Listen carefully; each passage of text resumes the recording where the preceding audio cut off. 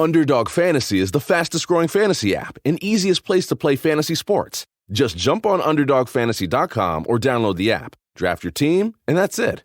And if drafts aren't your thing, they also have a pick'em game where you can win 20 times your money in a single night. Use promo code RADIO, and Underdog will double your first deposit when you sign up with up to $100 in bonus cash. Deposit $100, get $100 free. That's promo code RADIO. Terms and conditions apply. Did you know 77% of women who wear bladder weakness products experience intimate skin irritation? As if having incontinence wasn't stressful enough. But Tena Intimate Pads have been gynecologist tested and do not cause skin irritation. Gentle on my intimate skin. I need to try Tena Intimate Pads. Visit TenaSample.com for your free sample. Kind to skin. Protects like Tena.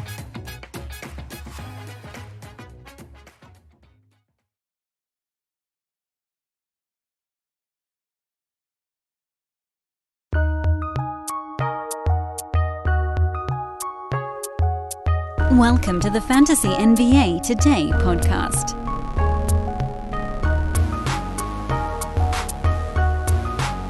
Oh no. Oh no. Why would Dan start a podcast with oh no? Because today, ladies and gentlemen, Thursday, May the 26th, off-season show number 34, is Sacramento Kings Day. Oh no. The Kings went 30-52 this year. They did win 5 of their last 10 ball games to claw to within 4 games of the final play-in spot. Actually, I think they lost ground over those 10 because the Spurs actually had a few wins towards the end of the year. It was the Lakers that were tumbling all down there with the Kings and the Blazers. The Kings. We got playoffs to talk about, but they're not going to take very long. We're at that point now because first of all, Boston-Miami went way under. So remember we talked on yesterday's podcast about the idea of spot betting and how I thought the series was moving in the direction of an under, and I thought, boy, if it gets to 184, like that was a super low one in the previous game or whatever it was, 180-something. And then this one went lower because Miami shot 32%. Just keeps getting worse. Boston didn't play all that well, but they played well enough. 47% was good enough. They had more free throws, didn't make that many. Miami at least made their foul shots, but you had a terrible game from Jimmy Butler, and so at that point, Miami was just, I don't know what shot they had. Boston has a couple of guys they can turn to. Miami has kind of the one offensive guy with Tyler Herro still out. Kyle Lowry, useless. Max Strus was useless. I mean, that's bad. Someone's got to do something. I know Boston's defense is really good, but you should be able to close your eyes and throw one in at some point. And again, Jason Tatum almost had a triple-double, but it wasn't like he shot the ball all that great. They just suffocated Miami again. Time Lord and Marcus Smart both played. Smart didn't look right. Robert Williams didn't really look right, but he was closer, I thought. Grading on the two. And so tomorrow we'll talk about the next one. Back in Boston, have we now moved the line too far to the under? Do we lose our opportunity to spot bet this thing? The answer is possibly.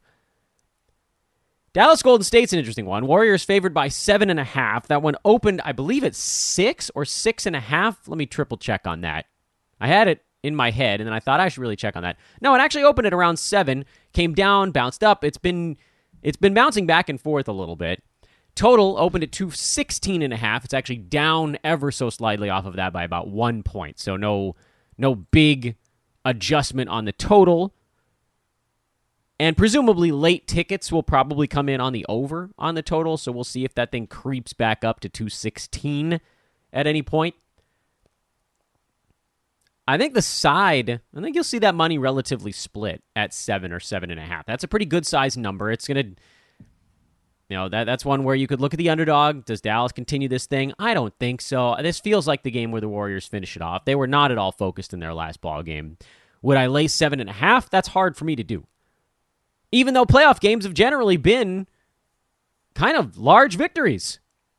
That meant close games. What I'd rather look at is the way the totals have bounced around in this Warriors-Mavs series. I thought the first one would go over, and Lord knows the Warriors did their part to get it there. Dallas just couldn't get any shots to fall, so that one went under. Game 2, where I was like, look, one of these damn games is going to go over, and it was Game 2. That one was a massive total, 243. Warriors scored 126 in that ball game, but at the same time, once you see a huge game like that one, it kind of sets you up for a low-scoring next one, which you had. Playoffs, a game of overreaction. Golden State, Dallas, they beat them on the road that time. 209 was where that one finished up. And then the last ball game went back over again, ever so slightly, which I think we talked about, that the pace had actually gotten there. I wanted to keep going under, but I felt like the line hadn't actually dropped enough, and it did creep up and over a little bit. And so oddsmakers pretty much left us the same line, which is their way of saying, we've got this one now. We're on it. You know, it's going to be like about 105 to 110 possessions for each team, which was a little slower than that in the last one. Dallas shot the ball really well. But again, when one team or both teams, whoever, when they shoot the ball well, you're going to see that kind of artificially depressed number of possessions. That game was not that slow in Dallas. Slow-ish. Super low turnovers. That was good, so that made the teams really efficient. I do think, and we saw this in Golden State, the Warriors want to open it up a little bit more than Dallas does. So what wins the battle? The Warriors' home court, where they want to get it cooking, or Dallas wanting to ratchet it back down, make it a bit more half-courty, do their thing. Weirdly, the teams shot free throws terribly in that last ball game. These are not bad foul shooting teams. I know Luka, as sort of the lead horse on Dallas, is going to kind of drag that team down because he's a mid-70s dude. Warriors are a good foul shooting team. Just so happened Draymond and Jonathan Kuminga and Kevon Looney accounted for 16 of their 26 foul shots in that last ball game. So that pushed things. But Steph Curry and Jordan Poole are two of the best foul shooters in the NBA. Klay Thompson doesn't really get there, but he's also up there in terms of very good foul shooters. Andrew Wiggins also not that great, but whatever. Like, if you have three of the best foul shooters in the NBA, it sort of doesn't matter what the other guys are doing. Getting sidetracked. Point of it is, Warriors probably close this thing out tonight. I think we all sort of agree on that. 7.5 is a really big number. I have trouble believing that they clear it, but I also would not lay Dallas, because I think they kind of had their big one. Reggie Bullock hit 6 3-pointers. Dorian Finney-Smith hit 4. Luka 3. Kleba 2. Dinwiddie 2. The 23s in that last ball game. That's just not happening again, and not on the road. So, yeah. Lean to the Warriors. Lean to the under, oddly enough, but not enough to do anything on either part.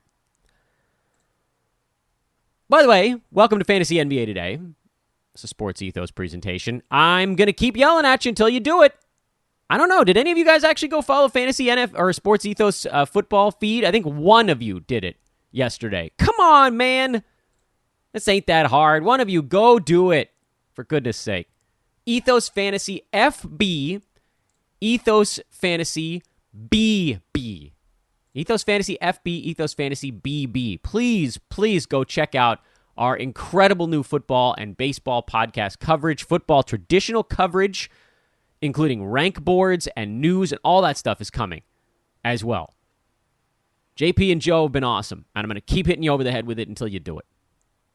But at the same time, thank you guys so much for listening this offseason. I'm pretty excited, actually, as I look towards next season by the fact that this offseason, I know I mentioned this, pull back the curtain just a minute before we transition from the playoffs back into fantasy basketball. The thing about podcasting and doing a show 5 days a week is that you kind of need some kind of reinforcement, partial reinforcement. My dad used to, may he rest in peace, used to talk about why he golfed because of intermittent partial reinforcement. Because 1 out of every 20 shots he hit was just so nice that then he wanted to hit another one. And that's kind of what podcasting is, but it's even more rare. That is to say, My intermittent partial reinforcement is that I want to see basically each month on a calendar year be a little bit bigger than that same month the previous calendar year. Now, some of that you can throw out because the NBA mucked up their schedule. So, season December 2020 was the start of one season, and then October 2021 was the start of the next one. So you can't really compare those. You could probably compare like February to February, season over season, because they were kind of the middle of it. And there's some gray area there. Point is, generally, so right now, like this May, I'm basically comparing to June of last year, because June was the second month of the playoffs last season. May is the second month of the playoffs this year. And already, we're almost 20% ahead this May versus last June. And there's still 5 days left in the month, albeit 2 of those are weekend days. But today, tomorrow, Monday, weekdays, more listenership on weekdays. I don't know what it's going to end up being when all is said and done. I do know that it's going to be substantially larger than last June. Like if we're already almost 20% ahead, could it be a 30 to 35% jump? Maybe. And so then as I start to think, wow, what if that translates into next year? If we have a 30 to 35% listenership jump season over season, I will be leaping for the moon. So thank you guys. All of that is a very long-winded way to say thank you for listening this offseason. It's incredible that you guys are still doing that. You guys are degenerates like me, and I love you for it. Hey folks, Dan here. And a reminder, if you look for it, every day is a cause for celebration. You can celebrate a friend for their promotion, their wedding, they had a baby, or some, life thing. You can celebrate yourself for getting your back to finally crack. It's no easy feat, especially if you got an old back. Or maybe you just want to celebrate living in the year 2022 where you can get beer, wine, and spirits delivered from Drizzly in under 60 minutes without leaving your couch. Right now, Drizzly is giving all new customers $5 off their first order with code FAST5. So download the Drizzly app or go to drizzly.com. That's DRIZLY.com, and use the promo code FAST5 for $5 off your first order. It's the #1 app for alcohol delivery. $5 off your first order. FAST5, the promo code FAST5 at checkout. Go to drizzly.com or download the app today. Enjoy the convenience of beer, wine, and spirits straight to your door in under 60 minutes. Life needs more Cedar Point, and that's what you'll get with the brand new Summer Pass. Just $99 gets you unlimited visits through Labor Day, plus free parking. Kick off summer with a ride on Millennium Force or Steel Vengeance. Then kick back at Frontier Festival and Cedar Point Nights. And at the height of summer, enjoy our parade and show. All this for just $99. But hurry, price goes up May 31st. Get your new Summer Pass at cedarpoint.com. Sacramento. Minimal space. Minimal. Jeremy Lamb's $10.5 million off the books. Josh Jackson, who apparently they were paying something to, I had no idea that was the case. That's off the books. And then it's mostly a cavalry of very, very small deals. Trey Lyles has a team option for $2.5 million. They'll probably pick that up because that's really a good price to get on a decent, like he's not a good basketball player, but he's a decent backup 4 or 5. He's a stretch 4 or 5 and would make a lot of sense. Shamizi Metu has a $2 million team option. Sort of no reason not to pick that up because it's so affordable. So then the guys coming off the books would be like Damian Jones at about $2 million, Jamius Ramsey at $1.5 million, Emmanuel Mudiay, I think they paid about $100,000 to this season. So mostly it's Jeremy Lamb. Mostly. De'Aaron Fox, his contract goes up by a couple mil. Harrison Barnes' contract actually goes down by a couple mil. Domantas Sabonis is locked in at about $19 million for the next 2 seasons. Rashawn Holmes, who I don't know what they're going to do with him because between whatever was going on between the ears, we know he's going through a bunch of family stuff, and then the fact that he just got buried behind Sabonis, he has an unbelievably delightful $11 million contract this coming season that, other than the fact that he's then signed for a couple more seasons after that, if he exercises an option, it would be 3 years left on a deal. So that makes it a little tougher to move, but there are a lot of teams out there that should be salivating if he can show that he's sort of right and ready to play. Because Richaun Holmes is a solid big man in the NBA. Is he a championship caliber center? No. But if you have other really good players on your team, you could probably move Richaun Holmes in for Robert Williams in Boston, and there'd be minimal drop-off. Robert Williams a little better defensively, Richaun a little better offensively, that type of situation. If you have those other... I'm not saying that this is something that would happen. I'm just saying if you have other pieces like Marcus Smart, Jason Tatum, Jaylen Brown, that kind of thing, Richaun is the kind of guy that would make sense. So what other teams are there in the NBA that would look for something like that? The Lakers, maybe, because we know they don't want to play AD at center, assuming he's still on the team next year, which I think he will be. Can any of these teams, just roll through them in your head quickly? What if Phoenix doesn't have DeAndre Ayton coming back? What if he goes somewhere else? That's a team where Richaun Holmes could go back and make a lot of sense. He was really good there. And what if he was playing alongside Booker and Chris Paul? There are many examples of this. Again, not that easy to trade someone with multiple seasons left on their deal, but Sacramento can't sit on him. He's useless to them behind Domantas Sabonis and not getting to do anything. And they can't play those two guys together because neither one really has any range. So unfortunately, Richaun Holmes is a mess unless he gets traded this offseason. And then you've got guys like Justin Holiday, expiring deal. So, okay, Dante DiVincenzo, restricted free agent, so that contract could end up going up by quite a bit if they don't just do a qualifying offer. Mo Harkless has 1 year left. Terrence Davis has 1 year left. Alex Len has 1 year left. The Kings have, actually, in my estimation, a really difficult decision to make as to whether or not this is a season that they want to try to push and go for it a little bit. They also have the number 4 pick in the draft. Because they actually have a number of really interesting tradable veteran contracts that are all expiring this coming year.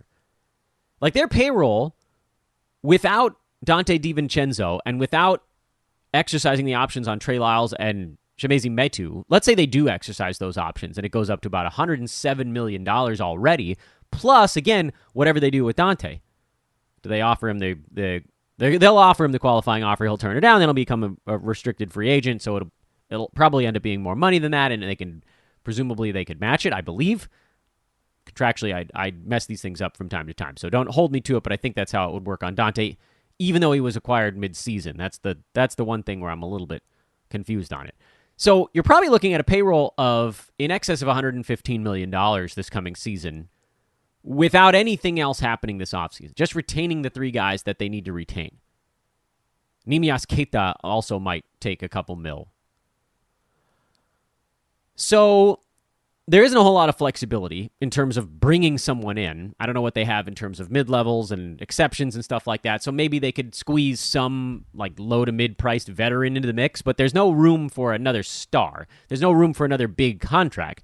What they have on the table here is a really interesting draft asset and 3 or 4 really interesting expiring deals. So do the Kings, because, again, this is sort of this inflection point, do what's best for the organization, which is probably get everything you can. Trade away Harrison Barnes for a first or a good second and a prospect. Trade away Justin Holiday for a second. Rack up a bunch of assets. Trade away Mo Harkless for a second. Because teams want expiring contracts. That's now valuable. And teams want decent veteran play. I mean, Harrison Barnes, a lot of teams I'm sure would love to have him for a stretch run this coming year. Or do you pivot the other way? And you use, because what I had just described was basically sending Justin Holiday and Harrison Barnes somewhere to a contender for that contender's assets. The other part of the inflection point, and make whatever you will of the Richaun Holmes part of this, is do you send out guys like Barnes and Holiday and Harkless and Terrence Davis and Alex Len and whoever else?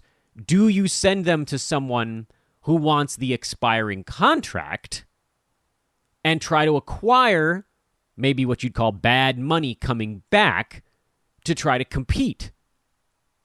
I hate to bring up the Indiana Pacers, but only because we just talked about them. That's a team that wants to unload bad money. There are plenty of teams out there that want to kind of finish off their tank. Pacers would probably be at the top of that board, but they're not the only one. Is that the option, then? Unload those contracts in exchange for bad money that maybe goes 2 years or 3 years, but makes your team closer to winning in the short term, and maybe you can actually get an asset with it. So that would be, you retain Harrison Barnes for whatever, playoff push you're making this coming year. But maybe you turn, Harkless, who's a really very easy to trade, smaller contract, Terrence. Maybe you combine a bunch of things. Maybe you pool a bunch of dudes together to get $15 to $20 million in expiring contracts. You send them out for somebody that comes back at you with, $20 million for 2 years. So another team gets out of $20 million, and maybe you get someone back who makes your team better. Fine, Justin Holiday's decent, but if you can upgrade him to someone who's quite good, and you're trying to make the playoffs, that's another way to do it. So the Kings really do have a lot of choices, and they could put the fourth pick in these decision-making. I mean, they could throw that in if they were trying to upgrade somebody on their team, throw that in with, I think the fourth pick is worth $4 or $5 million in salary cap stuff. I'm probably getting that number wrong. I'm almost definitely getting that number wrong. I don't know. I can't keep track of the slot bonuses anymore, or whatever it comes out to. But suddenly now you could send away the fourth overall pick in the first round and another $12 to $15 million in salary cap money, and you could turn that into a decent player who's signed longer term pretty fast. So which way do you go, Kings? I don't know. What I do know is that at the start of next year, De'Aaron Fox is going to be playing, and he's going to be playing a lot.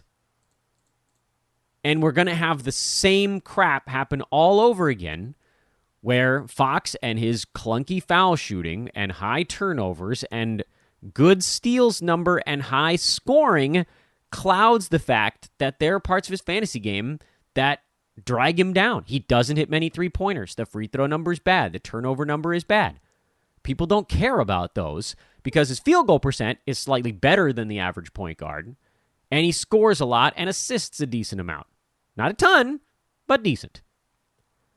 De'Aaron Fox is number 93 on a per-game basis this year. He played in just 59 ball games. I do think that from the durability standpoint, we can probably not worry that much about it once we know what the Kings are doing this coming year. Like if they trade away a veteran, other than Richaun Holmes, that's like a freebie. Do whatever you want with Richaun Holmes. He doesn't fit anymore. But if they trade away, say, Harrison Barnes in the offseason, then this is a team that's not that committed.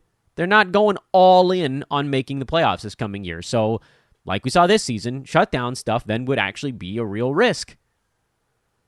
If in the offseason the Kings bring back Donte DiVincenzo and make really no other moves, I think at that point you could say, all right, this team is going to try to go for the play-in. And so I wouldn't worry as much about the durability stuff, and then you kind of take it as it lies. Presumably, they would hang within a few games of that 10 seed most of the season with the current roster.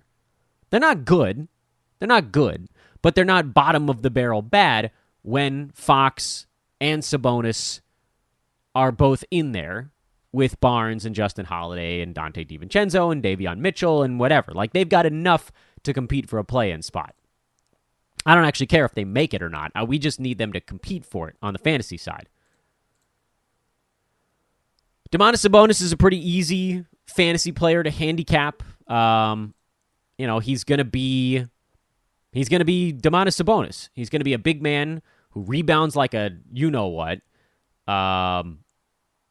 He's going to score a decent amount in Sacramento because he's going to be one of the top two options, just like he was in Indiana. Like, all that stuff is pretty easy to handicap for Sabonis. The only thing that would fluctuate for Domantas Sabonis is percentages. Does the free throw percent look really bad? Do the turnovers get too high? Does the field goal percent fluctuate up or down? He'll be in that 35 to 65 range pretty much every week.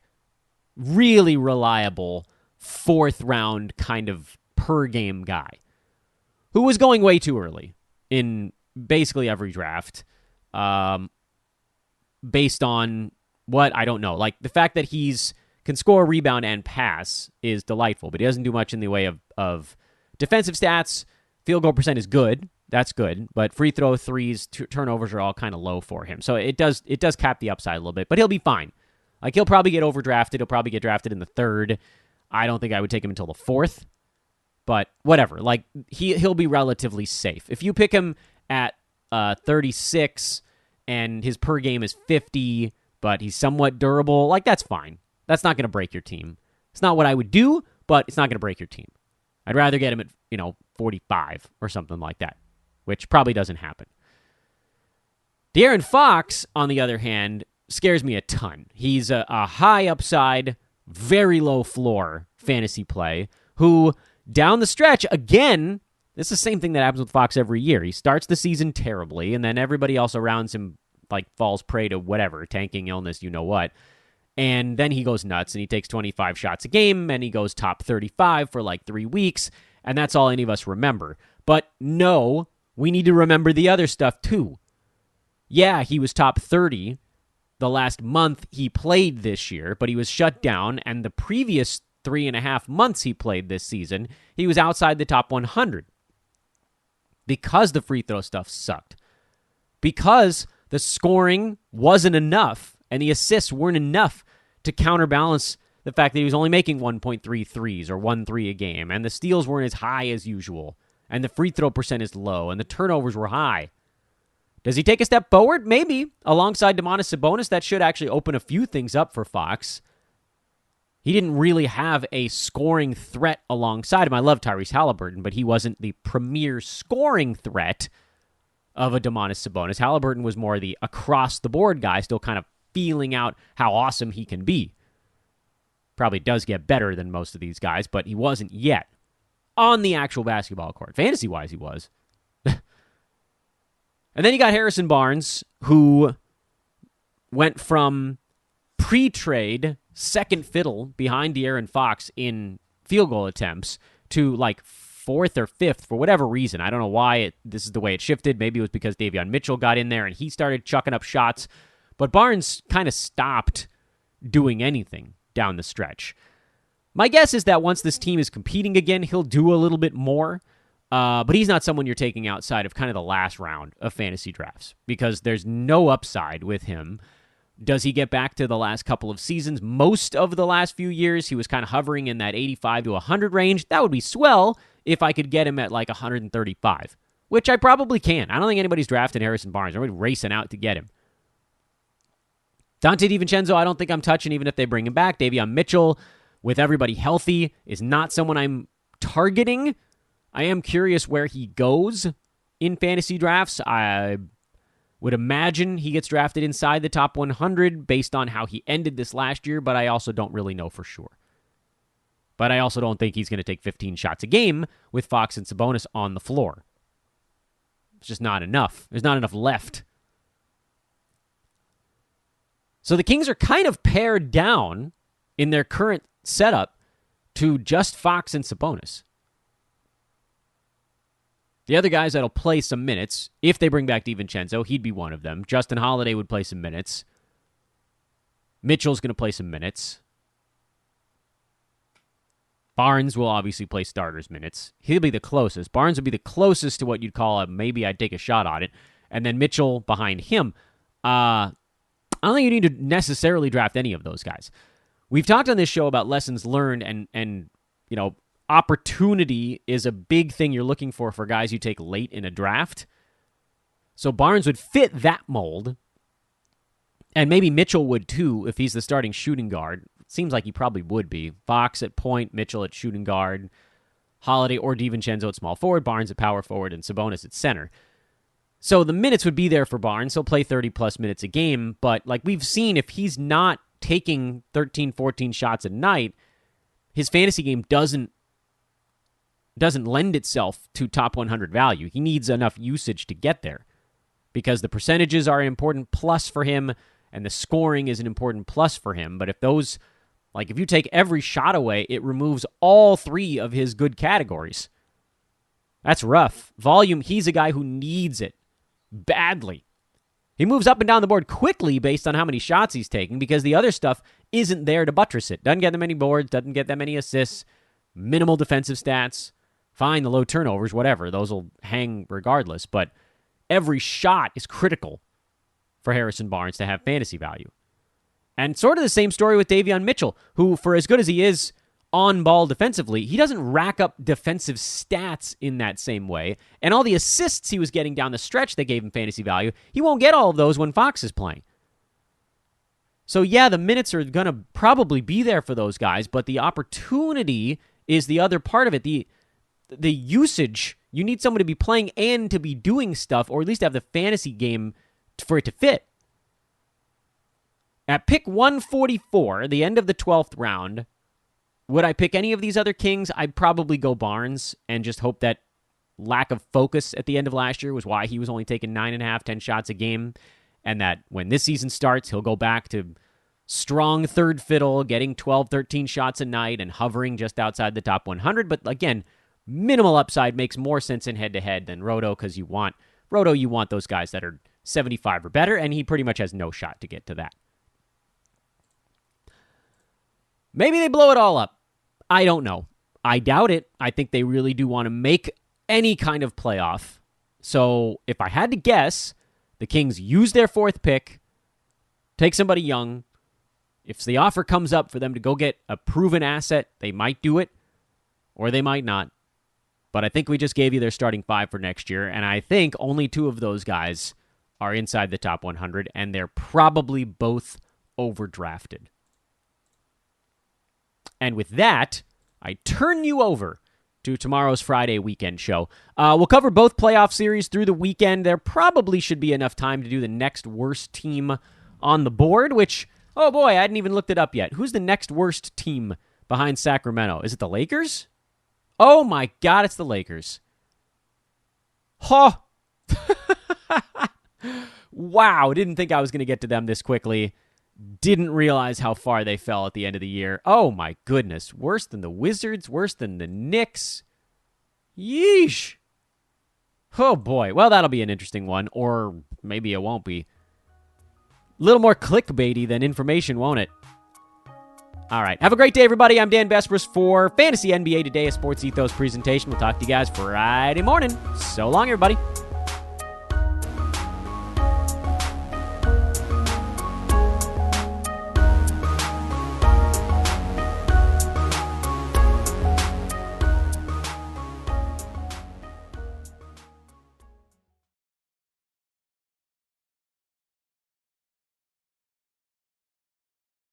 Underdog Fantasy is the fastest-growing fantasy app and easiest place to play fantasy sports. Just jump on UnderdogFantasy.com or download the app, draft your team, and that's it.